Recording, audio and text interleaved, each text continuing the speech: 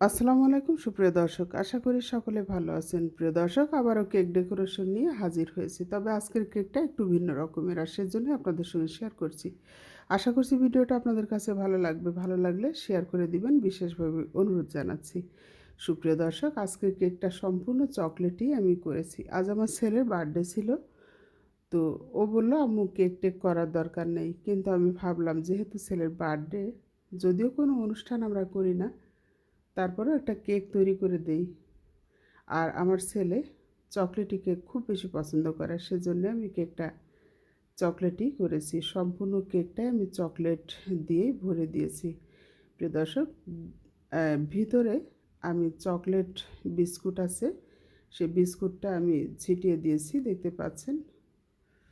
তারপরে chocolate chips দিয়েছি, দিয়ে আমি কেকটা সম্পূর্ণ চকলেটই করার চেষ্টা করেছি। এই যে এখন আমি চকলেট চিপস বিছিয়ে দিচ্ছি, দিয়ে এরপরে আরও একটা লেয়ার আমি দিয়ে দিচ্ছি। আর আরও একটা বিষয়, এখানে আমি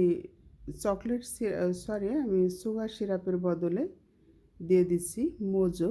আপনারা চাইলে কোকা কোলা, মোজো যে কোনোটাই দিতে পারেন, তবে কোমল পানীয়র ভিতরে যেটা কালার সেটাই দিবেন। দেখবেন যে আপনার কেকের স্বাদটাই চেঞ্জ হয়ে গেছে। যেহেতু চকলেটি কেক, সেজন্যে এই কোমল পানীয়র ভিতরে যেটা কালার সেটাই দেওয়ার চেষ্টা করবেন।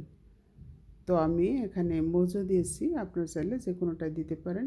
এখন আমি দিয়ে দিচ্ছি চকলেটটা আমি সামান্য একটু দুধ দিয়ে গরম পানির উপর ধরে আমি গলিয়ে নিয়েছি। আর এখন উপর দিয়ে আমি দিয়ে দিচ্ছি, দেখতে পাচ্ছেন দর্শক। আমি পুরা বডিতে চকলেটটা দিয়ে দেব। এখন আমি উপর দিয়ে কিছু কিটক্যাট চকলেট আর চকলেট বিস্কুট দিয়ে আমি ডেকোরেশন করে নেব।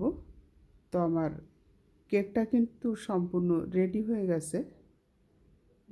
আশা করছি ভিডিওটা আপনাদের কাছে ভালো লেগেছে দর্শক। যদি ভালো লাগে একটা লাইক দিবেন এবং শেয়ার করে অন্যদেরকে দেখার সুযোগ করে দিবেন। আবারও হাজির হব নতুন কোনো ভিডিও নিয়ে। সে পর্যন্ত সবাই ভালো থাকবেন। আল্লাহ হাফেজ।